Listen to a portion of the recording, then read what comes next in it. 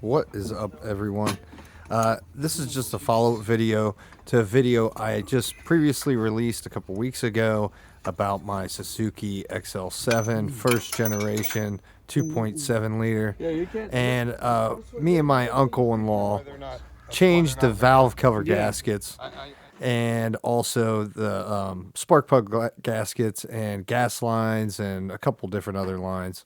Anyways, I took my vehicle to Valvoline where they changed the oil, and I know this is basically for the Suzuki forum guys that were questioning why they would the technicians there would touch the valve cover gaskets right after being replaced the following day.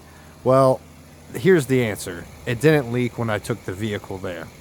So all in short, I don't know if it was just a couple bad apples that worked there, or if it was actually some kind of suction that when they took out the oil filter and the oil and replaced it, that it may have shifted.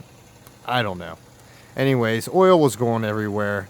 The next day, my uncle-in-law came back, which also, he's a retired GM technician, came back, fixed the valve cover gasket, and I also replaced a few different radiator lines, and nothing was leaking anymore.